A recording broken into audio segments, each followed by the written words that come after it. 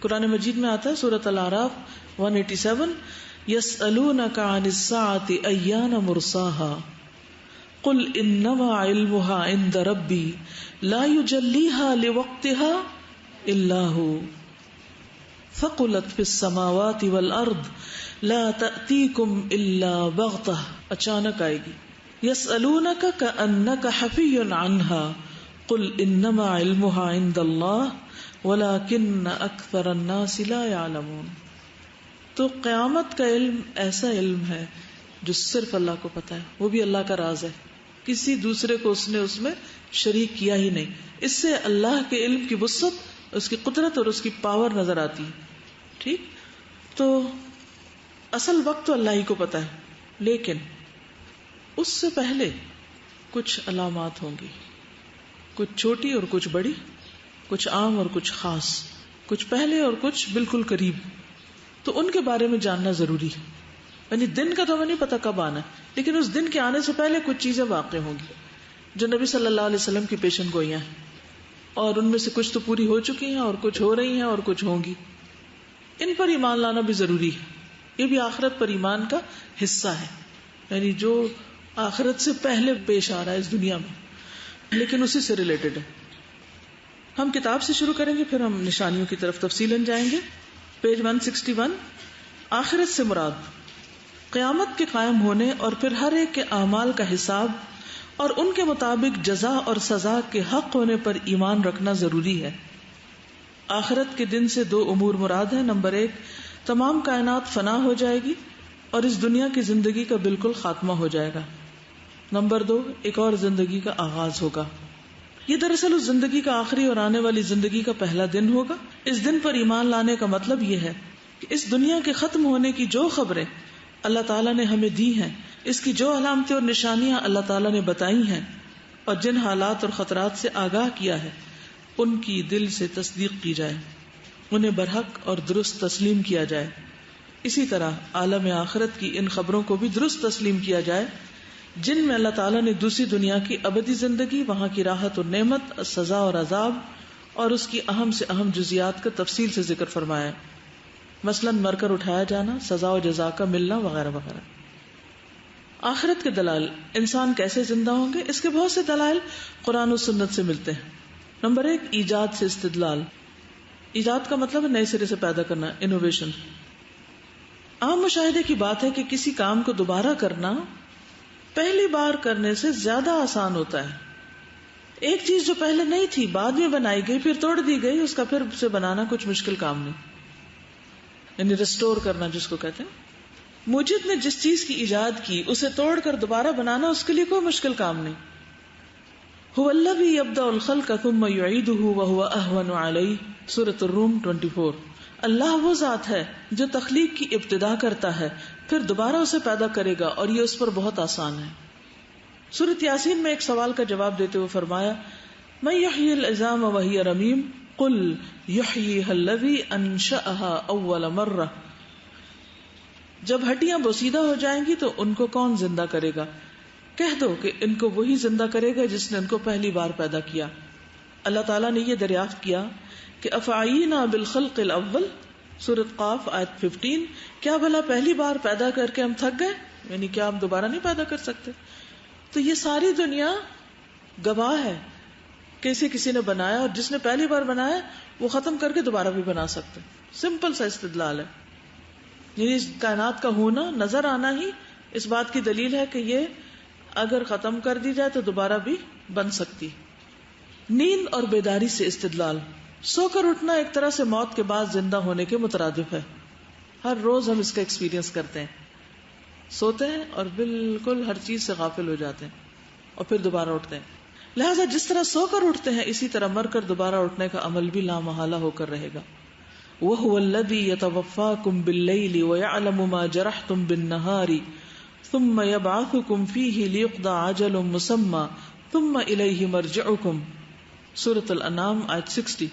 اور وہی تو ہے جو رات میں تم پر موت طاری کر دیتا ہے اور جو کچھ تم دن میں کرتے ہو اس کو جانتا ہے، پھر دن کے وقت تمہیں اٹھا کھڑا کرتا ہے تاکہ مقررہ مدت پوری کر دی جائے، پھر تم سب کو اسی کی طرف لوٹ کر جانا ہے. خشک اور بنجر زمین سے استدلال.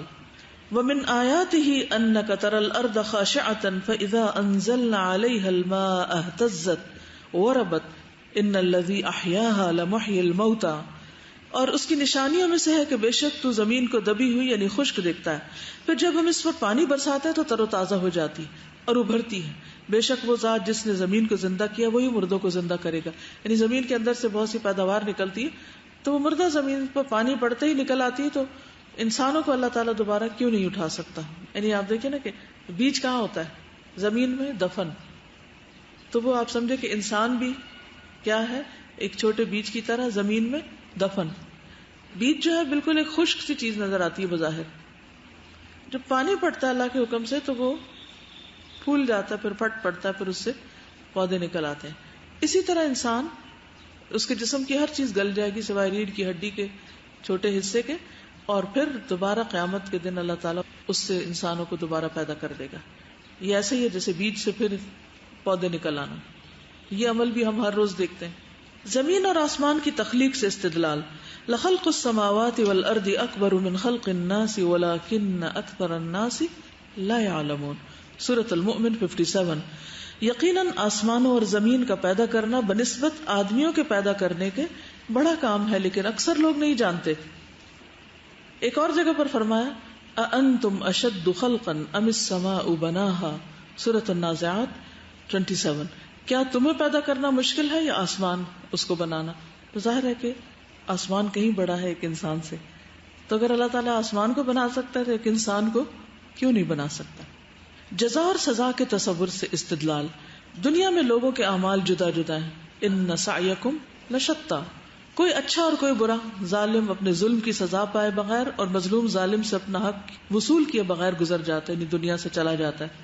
اسی طرح احسان کرنے والا نیک انسان اپنے احسان اور نیکی کا بدلہ پانے سے پہلے, اور برائی کرنے والا بد کردار اپنی برائی اور بد کرداری کی سزا پانے سے پہلے مر جاتا ہے. اب اگر موت کے بعد کوئی دن ایسا نہ ہو جس میں لوگوں کو زندہ کر کے ظالم سے مظلوم کا بدلہ لیا جائے اور نیک آدمی کو انعام اور فاجر و بدکار کو سزا دی جائے, تو پھر دونوں طرح کے لوگ برابر ٹھہرے, دونوں میں کوئی فرق نہ ہوا. حالانکہ اس بات کا عدل و انصاف سے کوئی واسطہ نہیں کہ ظالم کو کوئی پوچھے نہ اور مظلوم کو اس کا حق نہ ملے. اگر کوئی ایسا کہتا ہے تو اس کا مطلب ہے کہ پھر تو عدل و انصاف نام کی کوئی چیز نہیں. لہٰذا اس زندگی کے بعد دوسری زندگی کا تصور ضروری ہے جہاں اعمال کی سزا یا جزا دی جائے گی. یہ دنیا دارالعمل ہے, دارالجزا نہیں. یہاں اللہ نے انسان کو امتحان کے لیے پیدا کیا, کام کے لیے پیدا کیا, اور جزا کے لیے کل کا دن رکھا. الدین کے دو معنی ہوتے ہیں نا, کیا؟ عمل اور جزا. تو یوم الدین دنیا عمل کی جگہ ہے اور آخرت جزا کی جگہ ہے. دنیا میں جزا مل بھی نہیں سکتی سب کو پوری پوری. مثلا ایک شخص ایک درخت لگاتا ہے لیکن اس کی زندگی میں ایک بار بھی پھل نہیں آتا کہ وہ مر جاتا ہے, اور اس کے مرنے کے بعد سینکڑوں سال لوگ اس سے فائدہ اٹھاتے ہیں. اب لگانے والے کو دنیا میں کیا ملا؟ کچھ بھی نہیں. تو ایک دن ہونا چاہیے نا کہ جہاں وہ بھی اپنا پھل کھا سکے اس محنت کا. اسی طرح اگر ایک شخص 100 لوگوں کو قتل کر دیتا ہے تو 100 کا بدلہ ایک سے کیسے لیا جا سکتا ہے؟ ایک کا ایک کو مار کے لیا جا سکتا ہے, 100 کا نہیں. تو ایک دن ہونا چاہیے کہ جس میں یہ ممکن ہو سکے کہ 100 کو مارنے والا اس کا پورا پورا بدلہ پا سکے, اس کی پکڑ ہو. انہ یبدأ الخلق ثم یعیدہ لیجزی الذین آمنوا وعملوا الصالحات بالقسط والذین کفروا لهم شراب من حمیم وعذاب علیم بما کانوا یکفرون. وہی مخلوق کو پہلی بار پیدا کرتا ہے, پھر وہی اس کو دوبارہ اٹھائے گا تاکہ جو لوگ ایمان لائے اور اچھے کام کرتے رہے انہیں انصاف کے ساتھ بدلہ دے, اور جنہوں نے کفر کیا ان کے لیے کھولتا ہوا پانی اور دردناک عذاب ہوگا کیونکہ وہ کفر کرتے تھے. شرعی پابندیوں سے استدلال. شریعت نے انسان کو کاموں کے کرنے یا نہ کرنے کا مکلف بنایا ہے. یہ اس بات کا ثبوت ہے کہ انسان کو اس دنیا میں کسی مقصد کے لیے بھیجا گیا ہے. افحسبتم انما خلقناکم عبثا وانکم الینا لا ترجعون.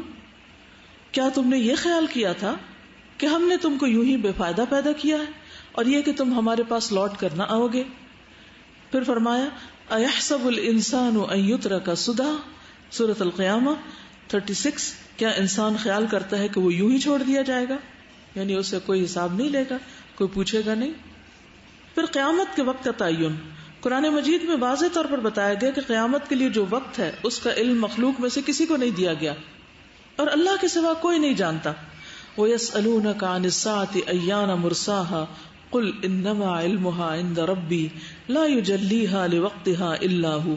یہ لوگ آپ سے پوچھتے ہیں قیامت کب آئے گی؟ کہہ دیجئے اس کا علم میرے رب ہی کے پاس ہے، اسے اپنے وقت پر وہی ظاہر کرے گا. دوسرے یہ بھی بتایا گیا ہے کہ قیامت اچانک آئے گی اور جو کچھ ہوگا آنن فانن ہوگا، اچانک ہوگا. کلمح البصر او هو اقرب، النحل 77. پلک جھپکنے کی مانند یا اس سے بھی زیادہ قریب. لیکن اس سے پہلے کچھ علامات بتا دی گئی. ٹھیک، وہ کیا ہے؟ ابتدائی علامات قیامت. قرآن مجید نے قیامت کے واقع ہونے کو دلائل سے بیان کیا ہے. اس کے علاوہ جناب رسالت مآب نے قیامت کے قائم ہونے سے پہلے کی بہت سی علامتیں اور نشانیاں بیان کی. اس کو عربی میں کہتے ہیں اشراط الساعہ و اماراتها. قیامت کی بڑی علامتوں سے پہلے چھوٹی علامتیں ظاہر ہوں گی. چھوٹی علامتیں، ان علامتوں میں سے بعض ظہور میں آ چکی ہیں اور بعض آئندہ آئیں گی. نمبر 1 صحیحین میں ہے، جناب رسالت مآب صلی اللہ علیہ وسلم نے فرمایا قیامت قائم نہ ہوگی جب تک دو بڑے گروہوں کے درمیان زبردست لڑائی نہ ہوگی، یعنی مسلمانوں کے. ان دونوں کا دعویٰ ایک ہوگا. صحیح مسلم کی روایت. اس علامت کا ظہور ہو چکا، اس لیے کہ دو بڑے گروہوں سے مراد سیدنا علی اور آپ کے مددگار تھے، اور دوسری طرف سیدنا معاویہ اور ان کے معاونین. یہ جنگ معرکہ صفین ہے. ٹھیک ہے. دوسری بات، آپ صلی اللہ علیہ وسلم نے فرمایا جب تک حرج کی کثرت نہ ہوگی قیامت برپا نہ ہوگی. صحابہ نے عرض کیا یا رسول اللہ صلی اللہ علیہ وسلم حرج سے کیا مراد ہے؟ فرمایا قتل. قتل یہ علامت عملاً ظاہر ہو چکی ہے کہ ہر طرف قتل و غارت کا بازار گرم ہے. ایک اور جگہ پر آتا ہے کہ مارنے والے کو یہ نہ پتا ہوگا کہ کیوں مار رہا ہے، اور مرنے والے کو یہ نہیں پتا ہوگا کہ اسے کیوں مارا جا رہا ہے. تیسری بات، سیدنا ابو ہریرہ سے روایت ہے کہ رسول اللہ صلی اللہ علیہ وسلم نے فرمایا ان قریب دریائے فرات سونے کے خزانے سے پھٹ جائے گا. جو شخص وہاں حاضر ہو اس پر لازم ہے کہ وہ اس خزانے سے کچھ نہ لے. یہ علامت ظاہر نہیں ہوئی. بعض لوگ کہتے ہیں کہ اس سے مراد آئل ہے اور اس کو وائٹ گولڈ کہا جا رہا ہے، لیکن اللہ عالم. آپ نے فرمایا عراق اپنے درہم روک لے گا، شام اپنے مد اور دینار کو روک لے گا، اور مصر اپنے اردب اور دینار کو روک لے گا، اور تم جہاں سے چلے تو وہیں لوٹ آؤ گے. اس علامت کا ظہور ہو چکا ہے. چنانچہ ایک زمانہ ہوا خلافت اسلامیہ کا خاتمہ ہوا اور عراقی، شامی اور مصری خود مختار ہو کر اپنے اپنے ملکوں کے حکمران ہوئے، اور اہل حجاز ان علامتوں کی فتوحات سے پہلے جہاں تھے وہیں رہ گئے، یعنی واپس وہیں تک آ گیا سب. پانچویں چیز، آپ کا ارشاد ہے قیامت اس وقت تک نہ آئے گی جب تک کہ سرزمین حجاز سے ایک ایسی آگ نہ نکلے جس سے بصرہ کے اونٹوں کی گردنیں چمک جائیں گی، یعنی دور تک وہ جائے گی. بخاری اور مسلم. یہ علامت بھی ظاہر ہو چکی ہے. چنانچہ مدینہ منورہ کی مشرقی سمت میں پتھریلی زمین پر نہایت تیز آگ نمودار ہوئی اور ایک عرصے تک اس کا الاؤ بھڑکتا رہا. یہ آگ بصرہ شام سے نظر آتی تھی اور تب سے زمین کے پتھر جل کر آج تک کوئلے کی طرح سیاہ ہیں. یہ آگ 3 جمادی الاخر 656 ہجری شنبہ کی رات میں ظاہر ہوئی. اس میں آپ دیکھیے کہ یہ آپ میں سے کسی کو مدینہ میں ان پتھروں کو دیکھنے کا اتفاق ہوا؟ اگر آپ جہاز پر مدینہ کا سفر کریں تو جب جہاز لینڈ ہو رہا ہوتا ہے تو نیچے باقاعدہ وہ سب کالا حصہ نظر آتا ہے. ابھی تک کالا ہے یہ حصہ. نمبر 6، آپ کا ارشاد ہے قیامت اس وقت تک نہ آئے گی جب تک کہ مسلمانوں کی یہودیوں سے جنگ نہ ہوگی. مسلمان یہودیوں کو قتل کریں گے یہاں تک کہ یہودی پتھر یا درخت کی آڑ میں چھپ جائیں گے، مگر وہ درخت یا پتھر کہے گا اے مسلمان، اے خدا کے بندے، میرے پیچھے یہ یہودی ہے، آ کر اس کو قتل کر. ہاں، درخت غرقد نہیں کہے گا یہ درخت یہود ہے، یہ ان کا درخت ہے، وہ نہیں بتائے گا اس کے پیچھے کون چھپا ہوا ہے، باقی سب بولیں گے. یہ متفق علیہ روایت ہے. اس علامت کے آثار دنیا کے افق پر پوری طرح نمودار ہو چکے ہیں، اس لیے کہ سرزمین فلسطین پر مسلمانوں نے یہودیوں کے ساتھ خونریز جنگیں لڑی ہیں، اور یہ جنگیں اس وقت تک جاری رہیں گی جب تک مسلمانوں کو کوئی ہوئی عظمت نصیب نہ ہوگی. نمبر 7، رسول اکرم صلی اللہ علیہ وسلم کا ارشاد ہے ان فتنوں سے پہلے پہلے جلدی جلدی نیک اعمال کر لو جو تاریک رات کی طرح چھا جائیں گے. آدمی صبح کو مومن ہوگا، شام کو کافر ہو جائے گا، شام کو مومن ہوگا تو صبح کو کافر ہو جائے گا. دنیاوی سامان کے عوض اپنے دین کو فروخت کر دے گا، یعنی دنیا کی محبت اور حرص اتنی بڑھ جائے گی کہ اس کی خاطر اپنا دین، ایمان، ہر چیز بیچ دے گا. سیدنا انس بیان کرتے ہیں کہ میں نے رسول اللہ صلی اللہ علیہ وسلم سے سنا بے شک قیامت کی علامات میں سے کہ علم اٹھ جائے گا، جہالت عام ہو جائے گی، زنا کثرت سے ہوگا، شراب کثرت سے پی جائے گی، مرد کم ہوں گے، عورتیں زیادہ ہوں گی، یہاں تک کہ 50 عورتوں کا ذمہ دار ایک شخص ہوگا۔ سیدنا جابر بن سمرہ بیان کرتے ہیں کہ رسول اللہ صلی اللہ علیہ وسلم نے فرمایا، بلا شبہ قیامت سے پہلے جھوٹے لوگ کثرت سے ہوں گے، تم ان سے بچتے رہنا۔ سیدنا ابو ہریرہ بیان کرتے ہیں کہ ایک دفعہ نبی صلی اللہ علیہ وسلم کچھ بیان فرما رہے تھے کہ اچانک ایک بدوی آیا، اس نے دریافت کیا قیامت کب ہوگی؟ آپ نے فرمایا جب امانت کا خیال نہ رکھا جائے گا تو قیامت کا انتظار کرنا۔ جب امانت کا خیال نہ رکھا جائے گا، اب ذمہ داریاں بھی امانت ہوتی ہیں، مال بھی امانت ہوتا ہے، کسی کی بات بھی امانت ہوتی ہے۔ اس نے دریافت کیا امانت کے خیال نہ رکھنے سے کیا مراد ہے؟ آپ نے فرمایا جب خلافت ایسے لوگوں کے سپرد کر دی جائے گی جو اس کے اہل نہیں تو قیامت کا انتظار کرنا۔ سیدنا انس بیان کرتے ہیں رسول اللہ صلی اللہ علیہ وسلم نے فرمایا قیامت اس وقت تک قائم نہ ہوگی جب تک وقت قریب نہ ہو جائے گا، یعنی رات دن چھوٹے ہو جائیں گے، سال ماہ کے برابر، ماہ ہفتہ کے برابر، ہفتہ دن کے برابر، دن گھنٹے کے برابر، اور گھنٹہ آگ کے شعلے کی مانند، یعنی ایک سپارک کی طرح۔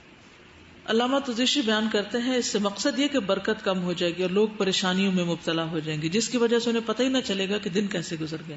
یہ ایک معنی کیا جا سکتا ہے۔ ایک دوسرا معنی یہ بھی ہے کہ انشاءاللہ جب دجال کی باقی احادیث آئیں گی اس میں کچھ تفصیل ہوگی، لیکن یہاں میں صرف اس حصے کو کوٹ کر رہی ہوں جو وقت سے متعلق ہے۔ تو نبی صلی اللہ علیہ وسلم نے فرمایا اے اللہ کے بندو ثابت قدم رہنا۔ ہم نے عرض کیا اے اللہ کے رسول صلی اللہ علیہ وسلم وہ زمین میں کتنا عرصہ رہے گا؟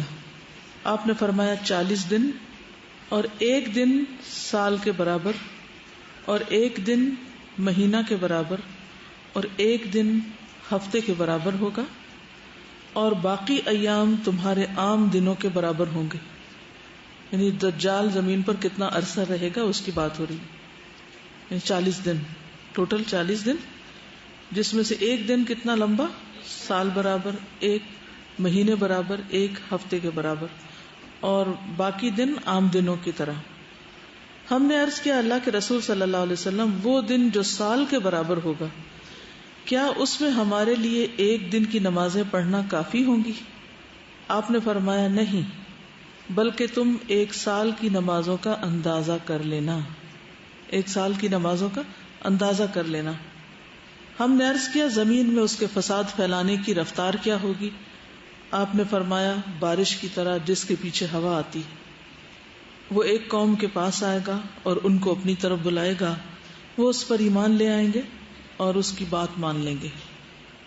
بہرحال دجال سے متعلق تو تفصیلات الگ سے آپ کے سامنے پیش کی جائیں گی انشاءاللہ، لیکن اس حدیث میں بھی ٹائم کی کمی بیشی کا ذکر کیا گیا ہے، اور حیرت مجھے یہ ہوتی ہے کہ صحابہ کرام کو سب سے پہلے نمازوں کی فکر، ہم جیسے شاید پوچھتے بھی نہ اور خود ہی سے کچھ اندازہ کر لیتے اور اس پہ ہی خوش ہو جاتے کہ چلو سارا سال کی نمازیں 5 ہی ہو جائیں گی۔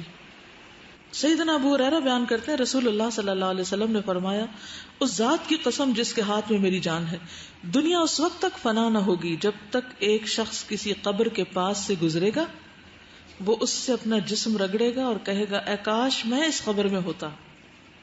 یہ آرزو دینداری کے سبب نہیں ہوگی کہ بہت نیک ہوگا تو وہ چاہے گا جلدی مر جاؤں، بلکہ فتنوں کے سبب ہوگی، کوئی شخص زندہ رہنا پسند نہ کرے گا، یعنی دنیا میں حالات اتنے مشکل ہو جائیں گے۔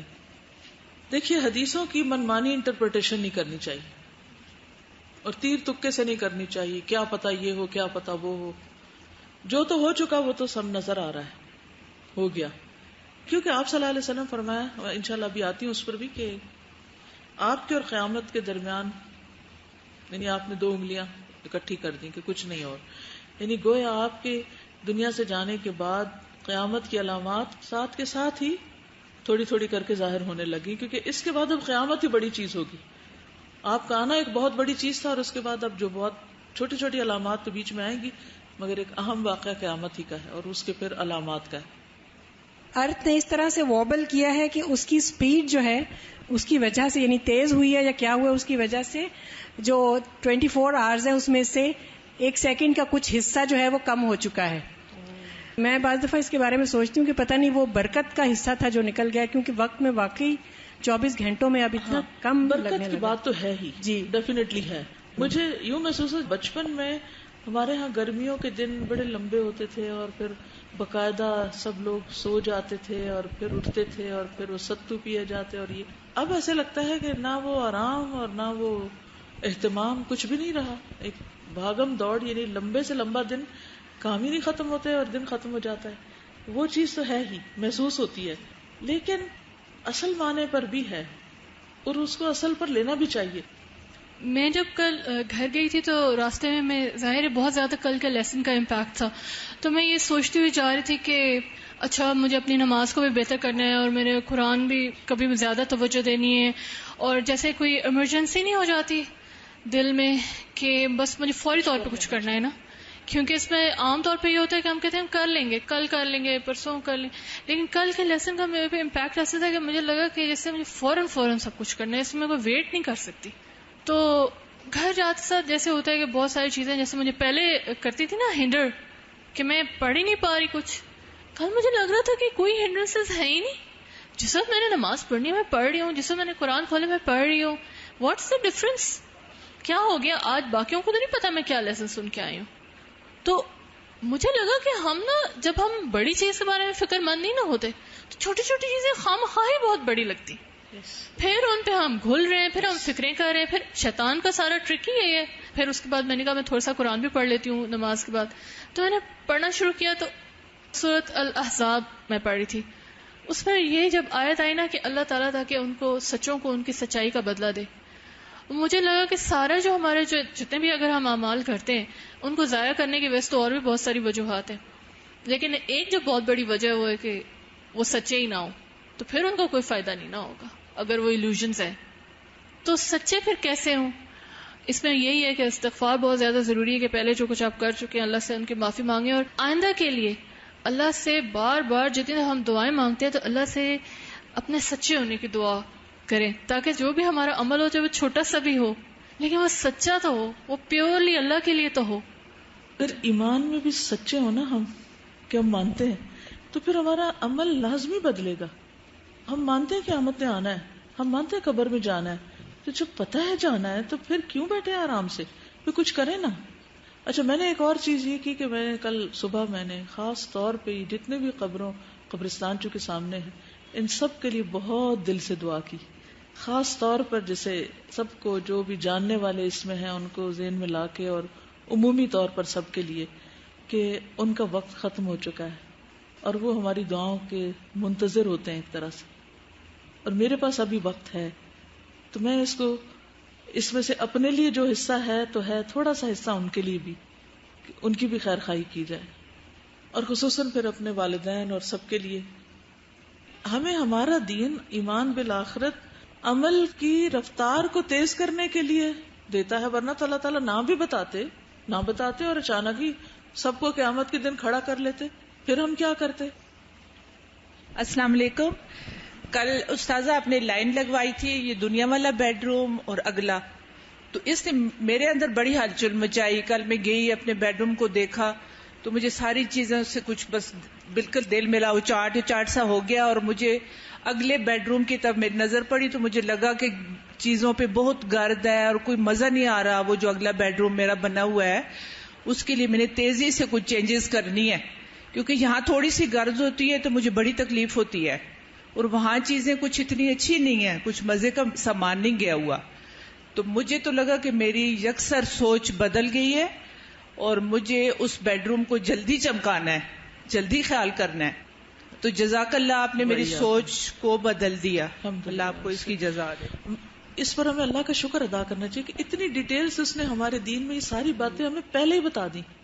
اگر وہ نہ بھی بتاتا، کئی چیزیں اس نے نہیں بھی بتائی ہمیں، اگر وہ نہیں بھی ہمیں بتاتا تو بھی ہم اس سے پوچھ نہیں سکتے تھے، لیکن اس نے اگر ہمیں بتایا اور ہم نے اس کو جان بھی لیا تو پھر واقعی ہمارا عمل بدلنا چاہیے، اس میں تبدیلی آنی چاہیے. تازہ مجھے لگتا ہے کہ ہمیں یہ بار بار اس کی یاد دہانی بہت ضروری ہے، کیونکہ جب تک ہم اتنی ڈیٹیل میں چیزوں کو نہیں پڑھتے تو ہمیں پھر وہ تزکیہ بھی نہیں ہوتا، وہ امیجن نہیں کر پاتے. ہاں جی.